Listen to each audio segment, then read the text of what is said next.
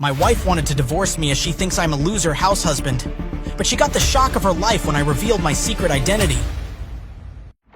You're the richest man in Chicago, Kevin. Why on earth are you cleaning dishes and doing laundry at your in-laws' house? Why don't you just tell them that you're a billionaire? I can't. But why? I need to wait for the right time to reveal my identity. Kevin's call was interrupted by a rude voice screaming, "Kevin, where are you?" I'll talk to you later. But... Kevin turned around to see his mother-in-law, Dorothy, glaring at him. "There you are. The dishes aren't going to wash themselves. You've been staying as a guest in our house for the past 2 years. This is the least you can do. And after that, do vacuum the living room as well." Sure, I'll get to it right away. As Kevin walked to the kitchen and calmly started doing the dishes, he heard his wife Lily softly crying to her friend in the living room. He edged close to listen. What? Yes, if I don't get $4 million in a week, my company will go bankrupt. Oh, sweetie, why don't you ask Kevin for help? Get real, Rachel. Kevin hasn't earned a penny in 3 years. He is a broke loser, and we both know it. I don't even know why I'm still with him. Kevin's calm suddenly vanished, and something clenched in his gut. He threw the dishes in the sink and rushed to his bedroom. He closed the door and pulled a black card out of his wallet. Then he picked up his phone and dialed the number on the back of the card. Hello, Mr. William. Welcome to the VIP Card Private Customer Service. How can I help you? Can you, tell me my bank balance? Of course. Wait a moment, sir. It was quiet on the other side for a while before... Mr. William, I can't believe what I'm seeing. Your balance is... What? I'm sorry, did you say that my balance has more numbers than your computer can handle? Yes, I didn't know that that was even possible. I've worked this job for over 10 years, and this is the first time that I've ever had this happen. Mr. Williams, I think it's safe to say that you are the richest man in Chicago. After hanging up the phone, Kevin excitedly mouthed, "Yes." Just then, he heard Rachel cackle from the other side of the door. "Lily, did you hear that? Your husband just called to check the bank balance. So pathetic." Rolling his eyes, Kevin opened the door and ran up to Lily. "I didn't mean to eavesdrop earlier, but I heard you mention that your company urgently needs $4 million or else it will go bankrupt. I can help you solve this problem." Rachel burst into laughter. "You help Lily solve a problem? Ha! Kevin, I think you're crazy. She needs $4 million, not 4 million IOUs. You have been living off your wife for the last 2 years. Don't pretend like you're some big hero now, when in reality you're just offering her empty promises. We all know that there is no way that you would ever be able to give her $4 million. "Oh, so you don't believe me?" Kevin snapped back. After a long pause, Kevin turned to Rachel and smiled. "Remember this moment, because it's going to feel really good for me to tell you, I told you so." Lily shook her head. "I don't appreciate you both laughing at the fact that my company is about to go under. This isn't some competition between the two of you. These are people's lives that you're joking about, and it's my responsibility to save them. So Kevin, as much as I would love for you to pay the $4 million, we both know that's impossible since you haven't been able to hold down a permanent job since we got married. And Rachel, I love you, but you're not being helpful right now. I should go to bed. It's going to be a long, painful day tomorrow. I need to get some rest."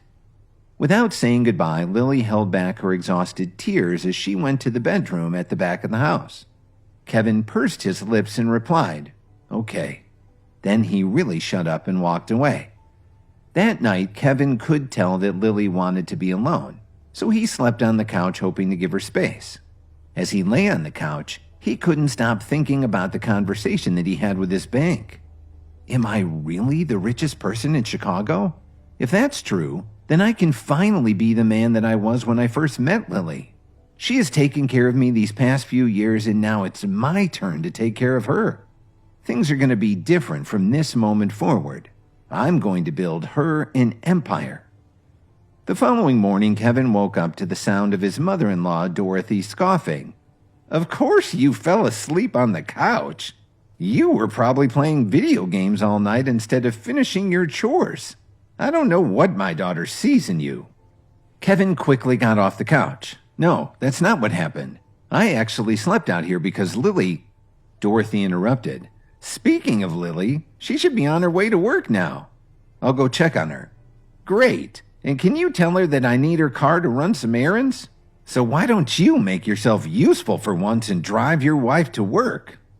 Biting his tongue, Kevin nodded. But I don't have a car. I only have my old motorbike. It'll have to do. What are you waiting for? Go get your wife. Kevin paused. Of course. I'll go get her now. Walking down the hallway, Kevin knocked on his bedroom door. Lily, you up? Lily answered. Yes, I'm running late though. I don't have time to talk. I need to head to work. That's what I wanted to tell you. Your mom is taking your car, so I'm going to drive you to the office. Lily opened the door and Kevin felt his mouth literally drop when he saw her. Standing in a feminine take on a classic pinstripe business suit, Lily looked absolutely stunning.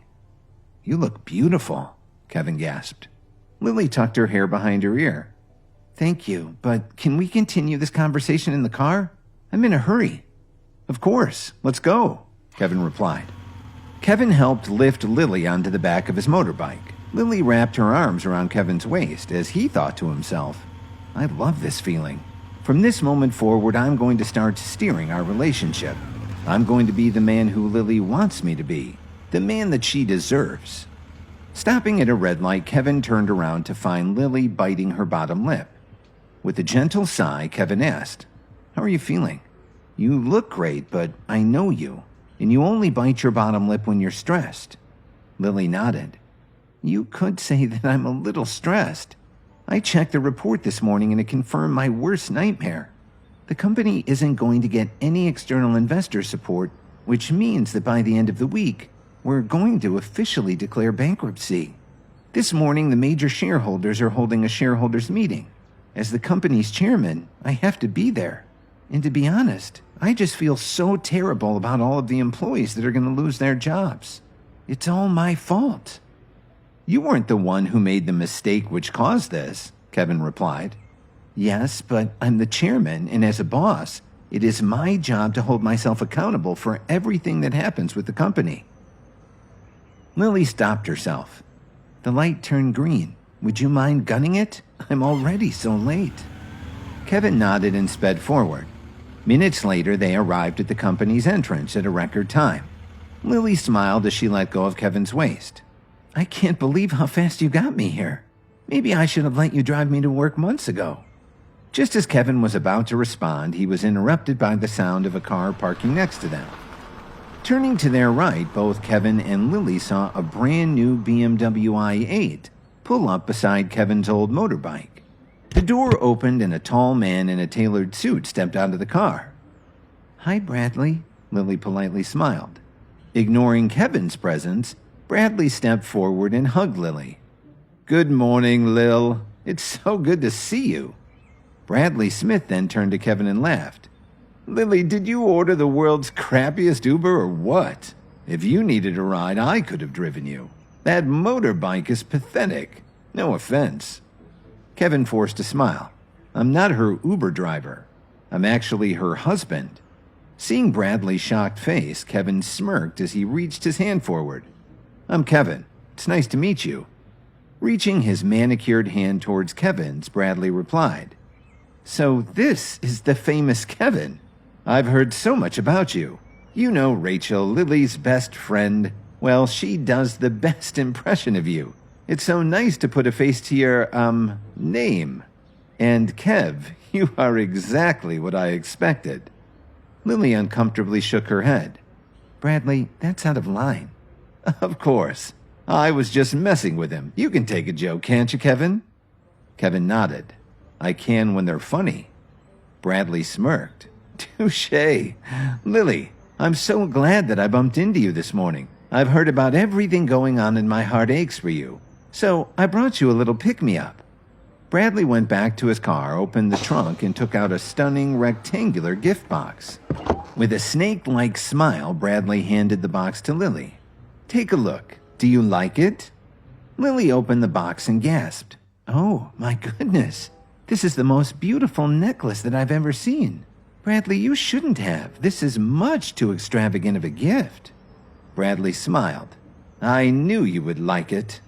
Feeling his chest tighten, Kevin thought to himself, I am going to help save Lily's company, but first things first, I need to handle Bradley. He's up to no good, and it's my job to stop him. A beautiful woman deserves a beautiful necklace. Ain't that right, Kevin? Bradley smirked. Kevin leaned forward and pursed his lips as he saw the necklace that Bradley had gifted his wife, Lily. The entire necklace was inlaid with countless dazzling crystals. Kevin couldn't take his eyes off the big diamond core pendant that weighed at least 3 carats in the center of it. The Dream Lover necklace, Kevin whispered to himself. What was that? Bradley asked. That's impossible. There's no way that that's real. The Dream Lover necklace was made by the famous French jewelry designer Diane. It was made up of 180 crystals in a 3-carat diamond. There are only 10 versions of the necklace in the world. That has to be a knockoff. It's not a knockoff, it's a top-of-the-line copy of one. Lily, I remember how much you loved the Dream Lover's necklace, and since it's impossible to buy a real one, I spent $100,000 to have a jeweler create a copy of it for you. And if you give me some more time, I will one day find the real Dream Lover for you. Lily closed the gift box and said with a somewhat regretful expression, It's normal that you can't buy it. After all, there are only 10 real Dream Lovers in the world. 2 years ago, I heard that in an auction, a Dream Lover was sold at a high price of $2.8 million. So you don't have to worry about finding me the real one. Plus, this is a really good copy. I love it. Thank you. When he heard Lily's words, Bradley's heart stopped as he thought to himself, $2.8 million? My entire net worth was only around $3 million. There is no way that I'll ever be able to buy it for her. With an awkward smile, Bradley replied, Sounds like this Dream Lover is very popular. Kevin reached forward. Here, Lily, why don't you let me bring the necklace home for you? After all, I'm your husband. It's the least I can do. Thank you, Kevin. That would be really helpful. Kevin reached for the necklace, but as soon as his hand grasped it, he felt it accidentally slip through his fingers onto the ground. With a fake shocked look on his face, Bradley gasped, Kevin, how could you? You threw it on the ground on purpose. That necklace was for Lily. Why would you do that to her? At that moment, Kevin turned around to see several of Lily's co-workers crowding around them.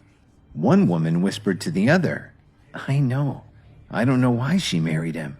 She could do so much better. Lily took a deep breath. I'm sure that it was an accident, wasn't it, Kevin? Feeling his face turn red in anger, Kevin snapped.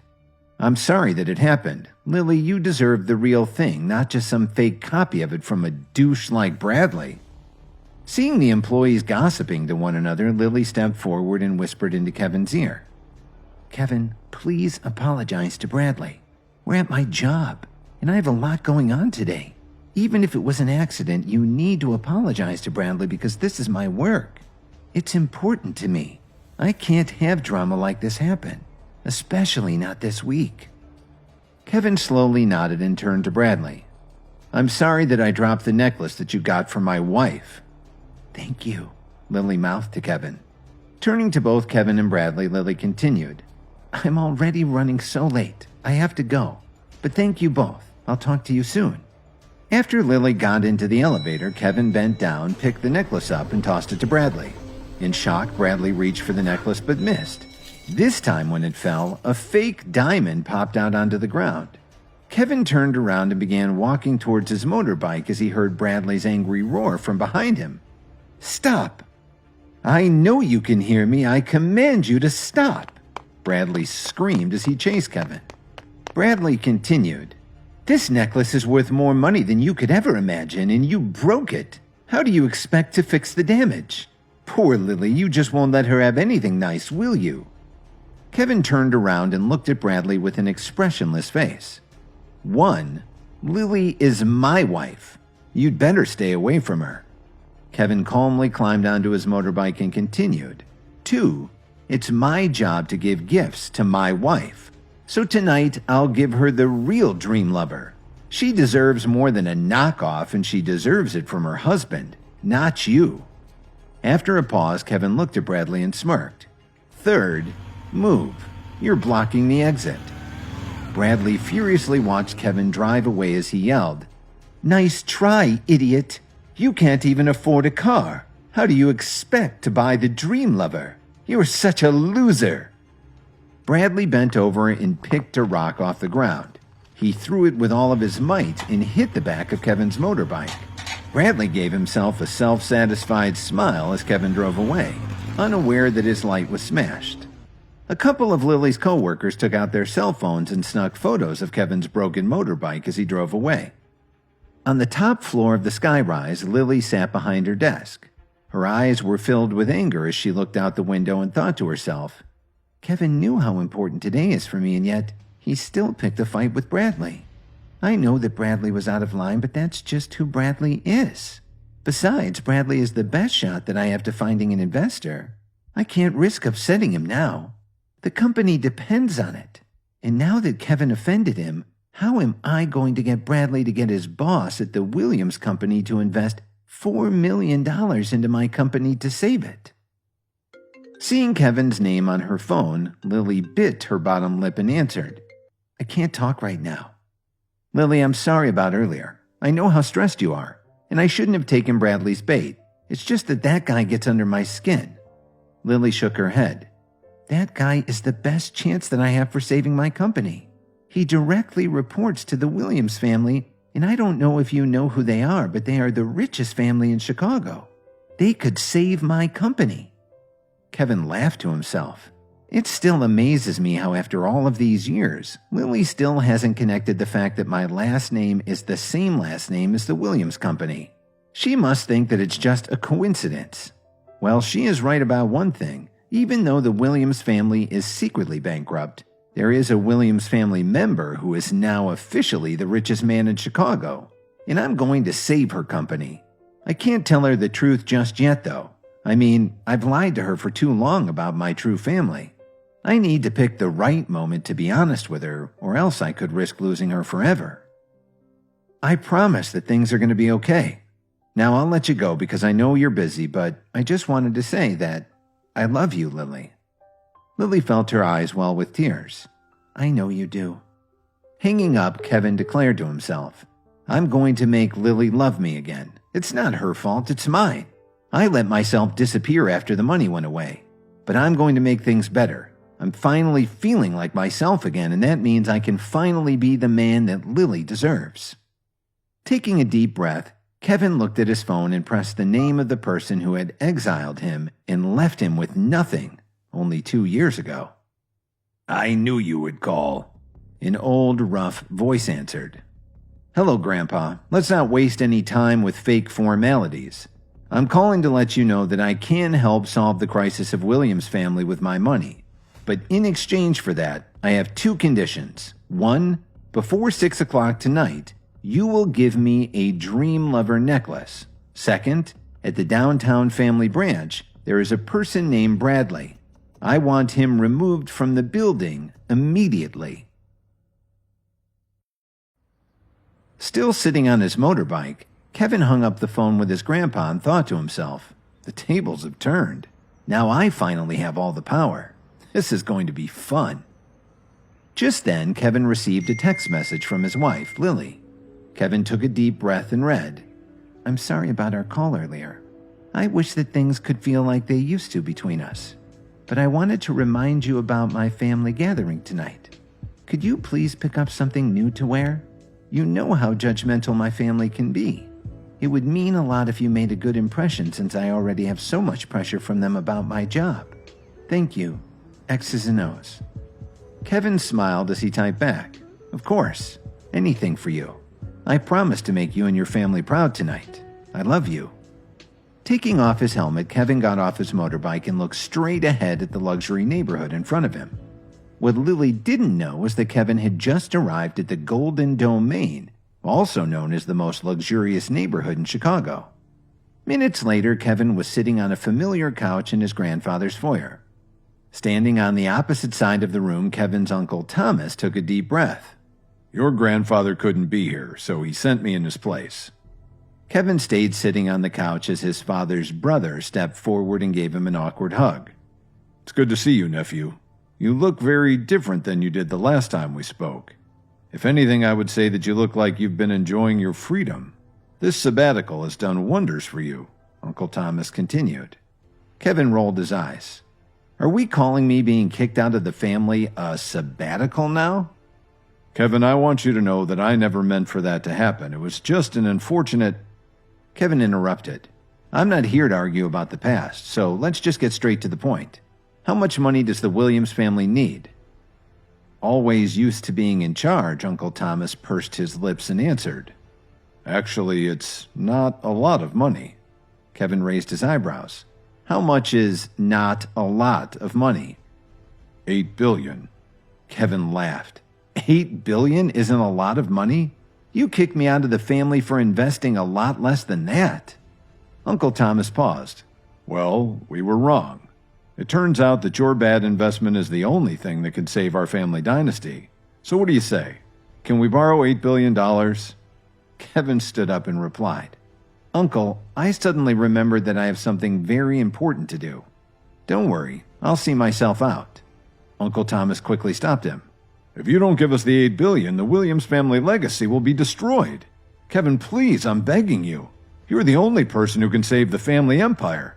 I have already asked my men to complete the 2 requests that you mentioned. Please, you can't leave now. I'll do anything. Kevin calmly replied to the man who he had once feared. Uncle, it's not that I don't want to help the Williams family get through this crisis, but if I'm being honest, I don't think that I have $8 billion to give you. Kevin, are you seriously going to play dumb? Have you not checked the value of your stocks? Your grandfather and I know that the 20% of the shares you invested in the Orion Group is worth at least $9.3 billion now, and the value is going up as we speak. Uncle Thomas paused for a moment, then softened his tone. Kevin, you must have a conscience. You can't forget that you are also a member of the Williams family. This is your legacy that I'm trying to protect. Kevin felt his heart race as he thought to himself, I have over $9 billion. Just this morning I had less than $50 in my savings. This is a dream come true. I can finally build my own empire. After a long silence, Kevin coolly replied, Uncle, you didn't seem to care about my legacy when you kicked me out of the family 2 years ago. Why should I care about it now? Uncle Thomas was speechless as Kevin continued. I have a wife now. Did you know that? I had gotten engaged the day that you decided to exile me. I'm a son-in-law to another family. Why should I show loyalty to you over them? Taking a deep breath, Kevin clenched his fist tightly and finished. If it wasn't for the fact that you were all going bankrupt, I don't think you would have ever reached out to me again. You left me for dead. Now why should I bring you back to life? Uncle Thomas was silent for a few seconds, then he said in a deep voice, Kevin, I know what we did was wrong. I apologize to you on behalf of the family. We messed up. There's no way that I can sugarcoat this. But I am begging you, your family needs you. The Williams dynasty will fall without your help. He paused for a moment as if he was making some kind of important decision. Finally, he looked at Kevin with a firm gaze. Kevin, if you are willing to help the Williams family, I can let you become the president of the Williams Media. All that it would take is 1 day for me to finalize the formalities. Tomorrow you would be able to take over the position. You would have your own company. Kevin smirked. Isn't Williams Media your wife's company? You're always so quick to give away other people's things to benefit yourself, aren't you? She would gladly offer it to you to save the family. Williams Media is one of our most profitable and high-profile companies. It's the largest and most successful entertainment company in America. Just think of all the celebs that we've signed. It would all be yours. Gritting his teeth, Kevin nodded and said, I accept your conditions. Williams Media will be my first acquisition in my journey to create my own family empire. But I wasn't lying before. I do have to go. I've got somewhere very important to be. Uncle Thomas paused. So do we have a... Kevin interrupted. Yes, we have a deal. Thank you. I wasn't sure if you would help us after everything that we did to you. I can't express how much this means to the family. Kevin smiled. We're family, and I hope that this is a lesson for all of us to remember that family is more important than money. I may be 2 years too late, but I have learned that. Thank you, Kevin. Leaving his family's mansion, Kevin looked at his watch. Oh no, I'm going to be late for my high school reunion. Hopping on his motorbike, Kevin began driving as he thought to himself. This will be the first time that I've seen everyone since we graduated. It's been years. I'm excited to go to the reunion and show them the man that I've become. Driving back home to change, Kevin smiled. My luck is changing. I can feel it. By the end of today, I will have earned my family's respect, my old classmates' envy, my in-laws' approval, and most importantly, my wife's love. On the other side of town, Lily walked down the hallway at her office and heard her coworkers giggling. Entering the break room, Lily saw a few of her coworkers staring at their phones and cackling. Through the gap between them, Lily saw the video that they were watching. It was Kevin driving away on his old motorbike with the shattered light in the back. One of Lily's coworkers smirked. That's so embarrassing. How is our chairwoman married to a man who rides a broken-down motorbike? It looks like something you would find in the dump. I know. He's such a loser. It's a miracle that they haven't divorced yet. A catty girl took a sip of water and interrupted. You'll never guess what I heard him say earlier. He swore that he was going to buy the Dream Lover necklace for the chairman. He wants to buy the Dream Lover? I'm going to die of laughter. We've seen what he drives. How in the world would he ever be able to afford something as rare and luxurious as the Dream Lover necklace? He isn't just broke, he's delusional. That's too funny. He's such an idiot. The co-workers all burst into laughter until one of them turned, saw Lily, and gasped. Chairman, so sorry, we didn't know you were here. Lily paused and calmly replied. It seems like there are a lot of things that you don't know. Maybe you should be more careful the next time you call someone an idiot. Chairman, I'm sorry. We will return to our desks immediately, Lily's co-worker apologized. Feeling overwhelmed, Lily quickly returned to her office and closed the door. Sitting down at her desk, Lily started sobbing as she thought to herself, I know that Kevin isn't an idiot. I just wish that he would remember that. Then maybe he and I could give our relationship another go. I haven't given up on him. Yet. When Kevin returned home, he opened the door and found his mother-in-law, Dorothy, sitting in the living room watching TV. When she heard him enter, she opened her mouth and called him, Kevin, come here.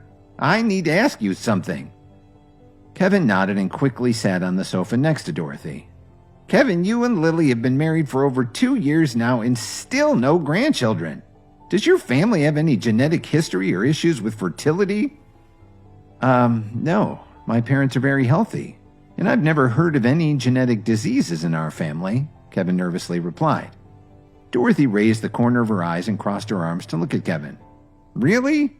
You know, it's weird that I don't know that much about your parents. Maybe we should schedule a doctor's appointment for you and your parents to get tested. That way we can see if there are any bad genes on your side. There's no need. I have always been in good health. I don't want to waste any money, Kevin awkwardly responded. Why are you being so defensive? All that I'm asking is for your parents to get a checkup. Honestly, Kevin, it's for their own good. I won't take no for an answer. Now I have to go run an errand, but I'll see you tonight at the family get-together. After his mother-in-law left the room, Kevin shook his head and checked his watch. I need to change ASAP.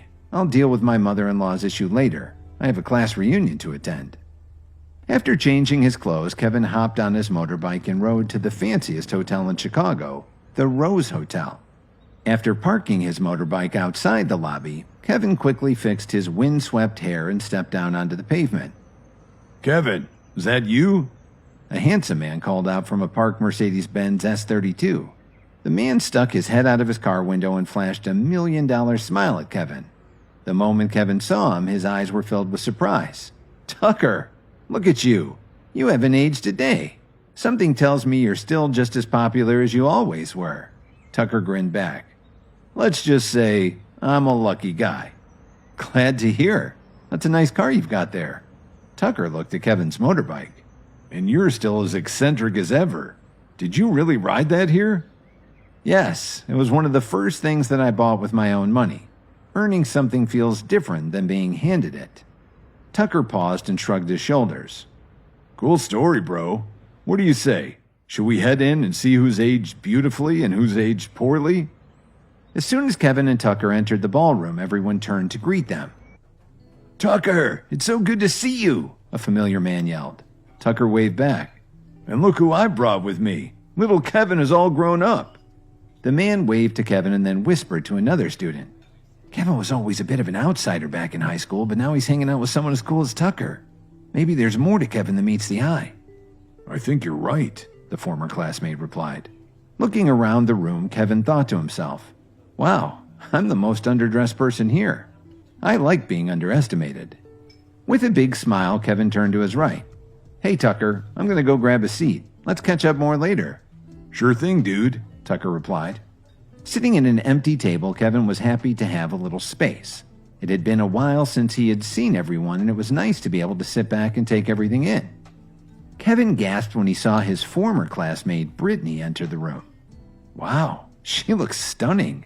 I'm not surprised, though. Brittany was the most popular girl in high school. I figured she would have left Chicago by now.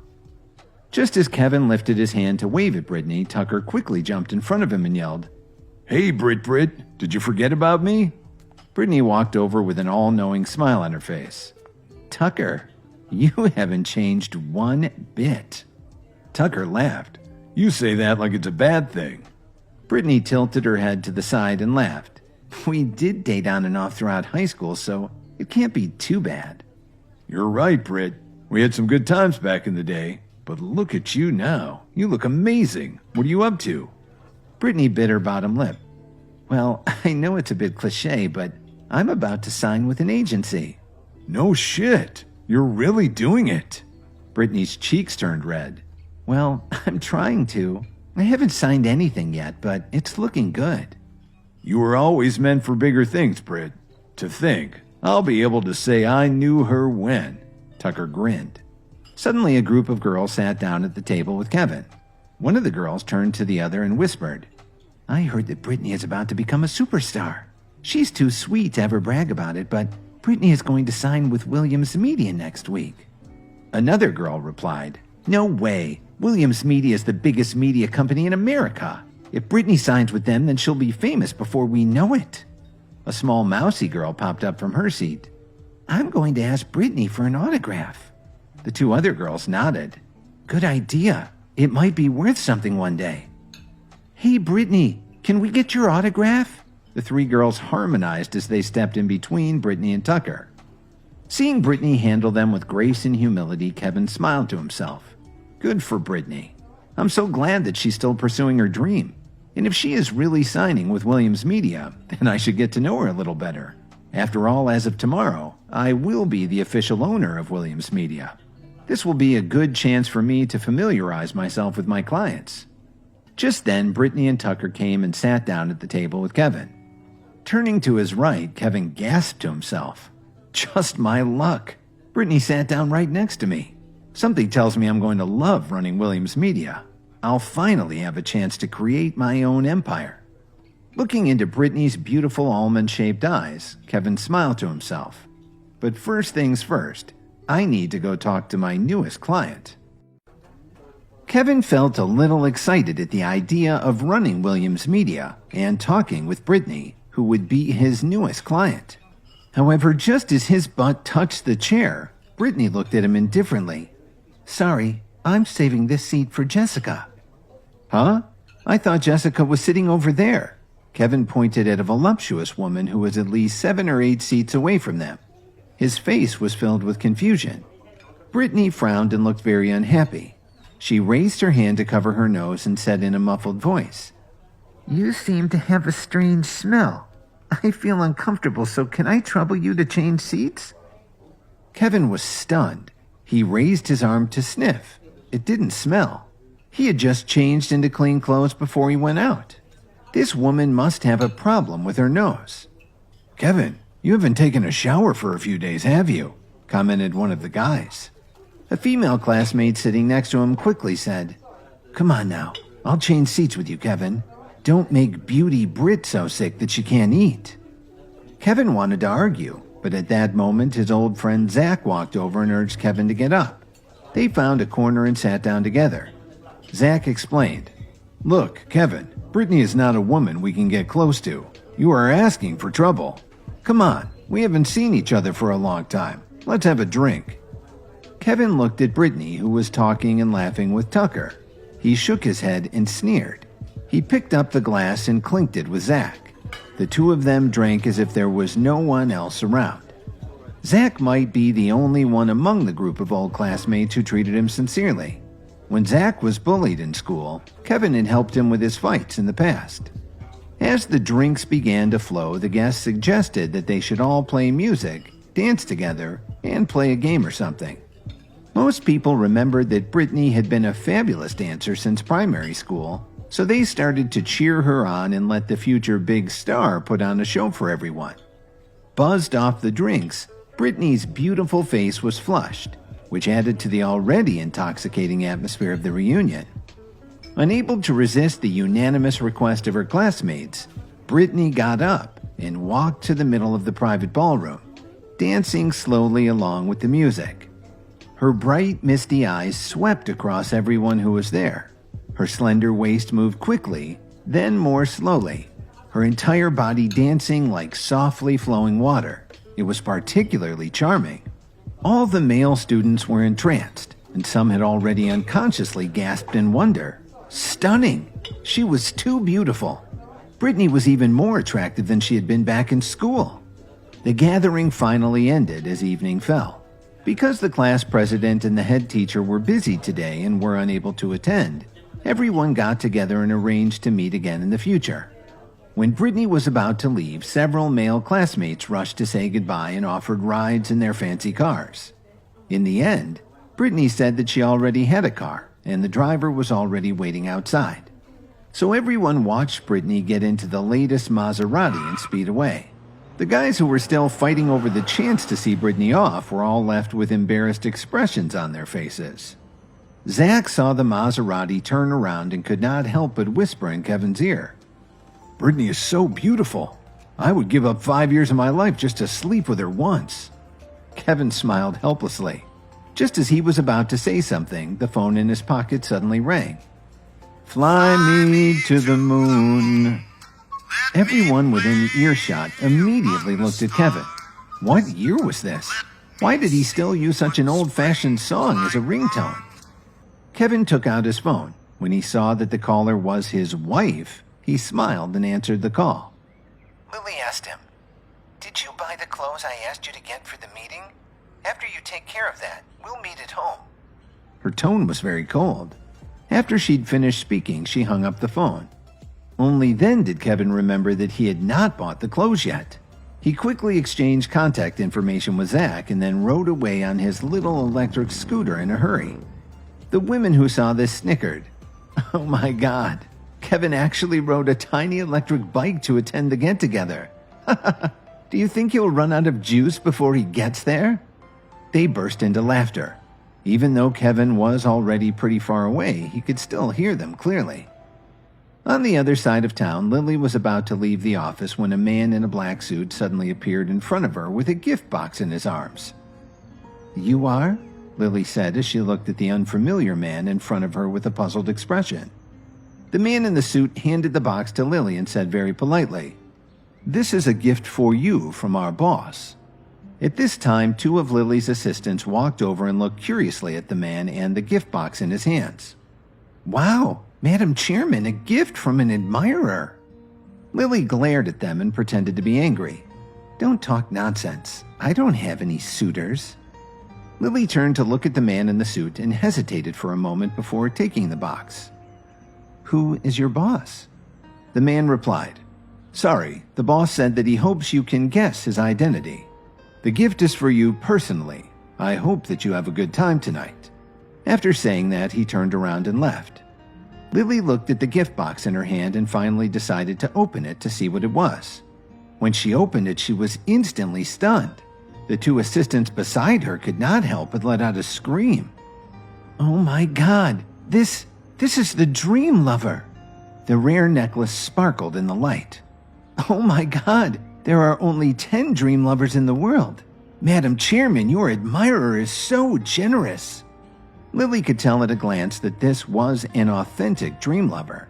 Because she had such a strong interest in the Dream Lover bordering on an obsession, she had researched everything related to it in detail. The one she was holding in her hands was definitely genuine. Lily looked at the Dream Lover that was lying in the gift box and felt that it was surreal. Was she dreaming? Who exactly gave it to her? Could it be Bradley Smith? But even to Bradley Smith, the Dream Lover was still out of reach. Could it be that he really liked her so much that he'd spent all his savings to buy the Dream Lover for her? Thinking of this, Lily couldn't help but feel very moved in her heart. If she wore the Dream Lover to tonight's family get-together, she would definitely become the envy of all the women in the family. Lily felt her heart skip with even more excitement. At the same moment, Kevin was trying to figure out what to do about his clothes. He went to the mall and walked around. Most of the suits weren't his style. Maybe it was because they were all off the rack and not tailored. He felt that none of the suits fit him very well. Finally, his solution was to call the personal secretary that Uncle Thomas had arranged for him that afternoon. She was very efficient. In less than half an hour, she sent someone to make a simple handmade tailor-made suit and had it sent to Kevin. He carried his clothes under his arm as he rode the electric scooter back to the Joneses family neighborhood. As soon as he entered the house, he saw his wife Lily standing in front of the mirror in the living room, admiring the Dream Lover on her neck. It seemed like his wife was very satisfied with the gift he had given her. She quickly put it on the moment she received it. With the Dream Lover on her graceful swan-like neck, she became even more noble and elegant. Upon seeing Kevin as she walked back from the mirror, Lily instantly hid her exhilarated expression. She looked away to check her clothes and did not look back. She completely ignored that Kevin even existed. Dorothy, who was on the sofa, frowned as she looked at the dark black bag in Kevin's hand. She urged, "Are those the clothes you bought? Hurry up and change. We'll leave in 5 minutes." "Okay, I'll get dressed right away," Kevin responded and quickly went into the other room. He changed his clothes as fast as he could, combed his hair, and then walked out. Dorothy looked at Kevin, who was wearing a dark gray suit, and her face showed a rare look of satisfaction. She nodded and said, "This suit isn't bad. You're finally dressed like a man who has some class." "Hurry up. I don't want to be late again," Lily said as she sized Kevin up. The unhappiness in her eyes also melted away a little. She slipped her feet into her high heels and walked out first. With Kevin driving, the three of them soon arrived at the Jones family's mansion. By now, there were dozens of cars parked outside the mansion. At a glance, they were all makes and models of high-end cars. It was like a luxury car show.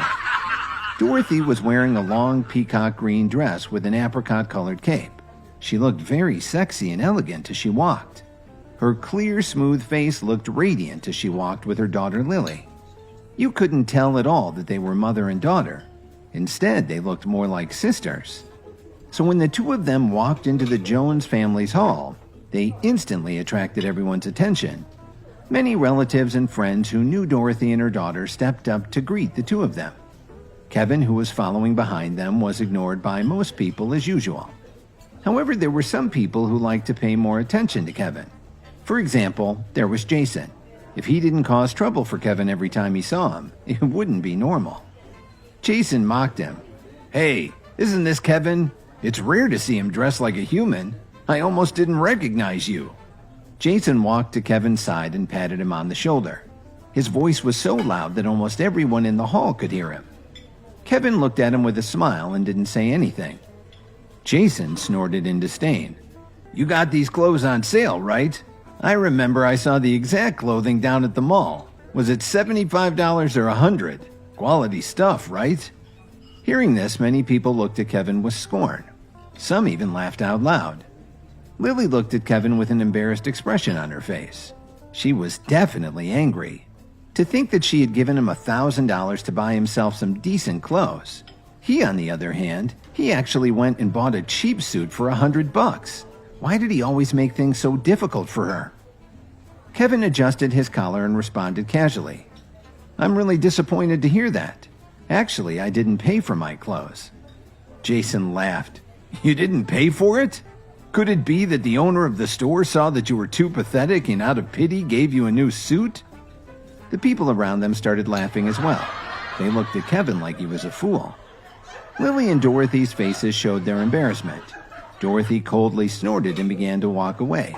She didn't want to stand anywhere near Kevin, her stupid son-in-law, for another second. We should go sit down, Lily disappointingly whispered to Kevin. She really didn't want to bring Kevin along to these events. However, unless someone was out of town or dealing with some special circumstances, all the family members had to attend.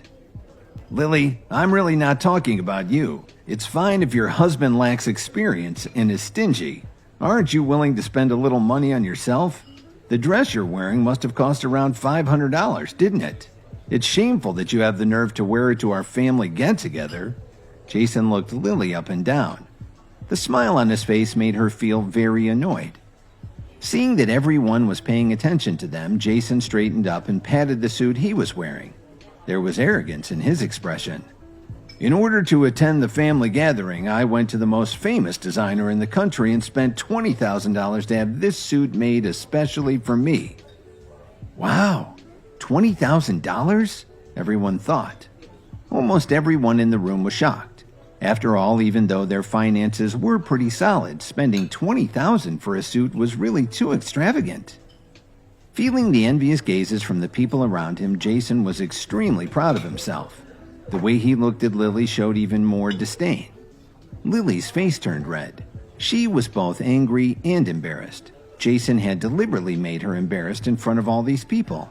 He really just wanted to see her make a fool of herself. But there was nothing Lily could do.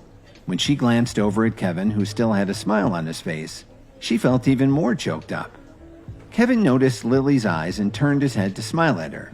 After a moment, she quickly turned her head away. Kevin raised his eyebrows and looked at Jason, who had a smug look on his face. Kevin imitated Jason by patting him back on his shoulder. What are you doing? Who asked you to touch me? Jason almost jumped, like a cat whose tail had been stepped on. He angrily slapped Kevin's hand away and quickly brushed off his shoulder. It was as if he was afraid that his clothes would be contaminated with some kind of bacteria by Kevin's touch. Kevin didn't care at all as he put his hand into his pocket and returned Jason's disgusted gaze. He sneered and said, It's only a $20,000 suit. I was afraid that it would soil my hands. My Lily likes to dress casually. However, she really prefers fine jewelry. After saying this, Kevin pulled a stunned Lily to his side.